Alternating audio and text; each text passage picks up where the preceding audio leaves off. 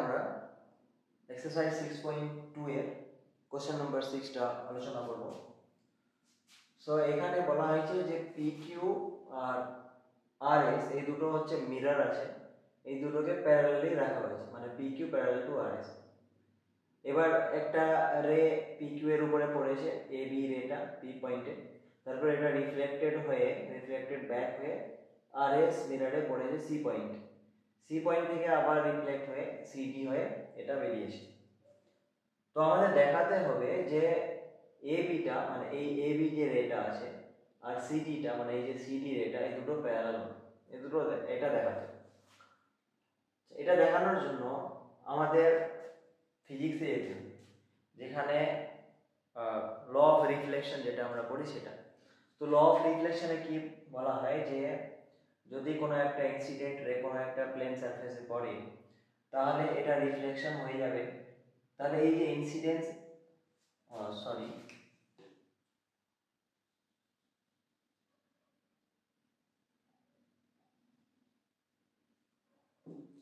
এখানে perpendicular draw করলে এটা হচ্ছে অ্যাঙ্গেল অফ ইনসিডেন্স আর এটা হচ্ছে অ্যাঙ্গেল অফ রিফ্লেকশন।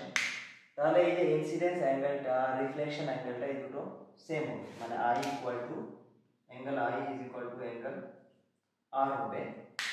এটা হচ্ছে ল অফ রিফ্লেকশন বলছে। তো এই জিনিসটা আমাদের এখানে অ্যাপ্লাই করতে হবে। তো তার জন্য আমরা এখানে একটা পারপেন্ডিকুলার ড্র করব, পারপেন্ডিকুলার। তাহলে এই এটাকে আমি পি নাম দিচ্ছি, ধরো এখানে একটা পারপেন্ডিকুলার ড্র করব, ধরো এটাকে আমি নাম দিচ্ছি কিউ। ওকে, তো এটা যেহেতু পারপেন্ডিকুলার তাহলে এই অ্যাঙ্গেলটা আর এই অ্যাঙ্গেলটা সেম হবে, কারণ এটা এখানে ইনসিডেন্স হয়েছে তারপর রিফ্লেকশন হয়েছে।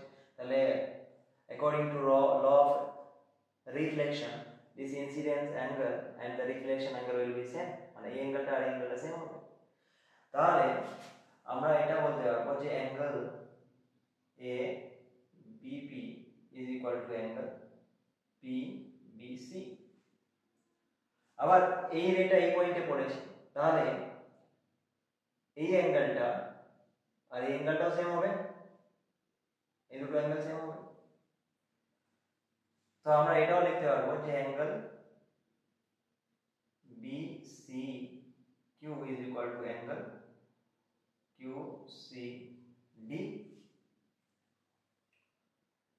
ওকে,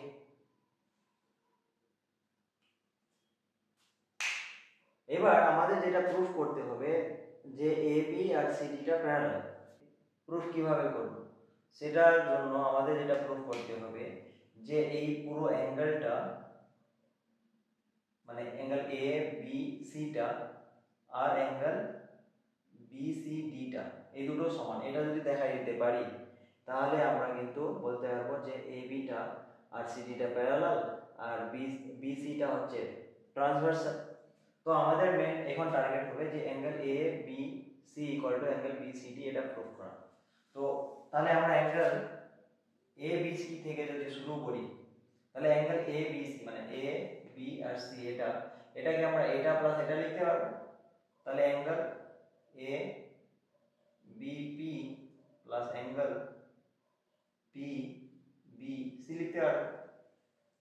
আবার অ্যাঙ্গেল ABP মানে কি, অ্যাঙ্গেল PBC, তাহলে 2 টাইমস অ্যাঙ্গেল PBC হয়ে যাবে। এটা মানে PBC আর এখানে PBC 2 PBC হয়ে গেল। এবার PBC আর BCQ টাও সেম হবে, মানে এটাকে তুমি 2BCQ কেন সেম হবে, তার কারণ হচ্ছে যে BP টা আর QC টাও প্যারালাল হবে, মানে QC and BP are also parallel। কেন প্যারালাল হলো, তার কারণ হচ্ছে PQ আর RS প্যারালাল বলে দিয়েছে আর এই দুটো আমরা পারপেন্ডিকুলার ড্র করেছি, তাহলে দুটো প্যারালাল লাইন থেকে দুটো পারপেন্ডিকুলার, এরাও কি হবে প্যারালাল।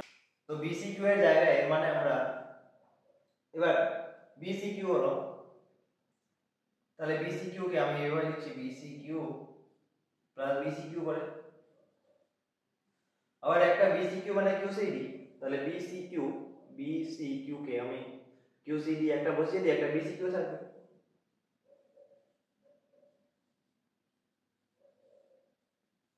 এবার বিসিকিউ প্লাস কিউসিডি মানে কি BCD,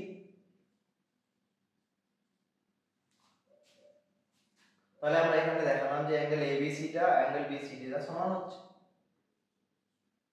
angle ABC is equal to angle BCD.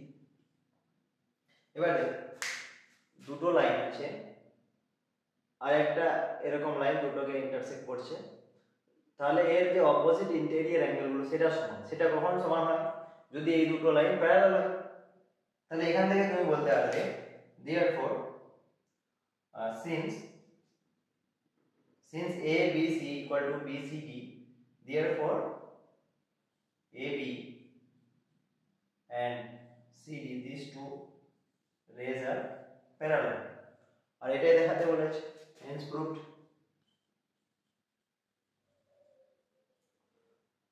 তো এইভাবে করে করতে হবে,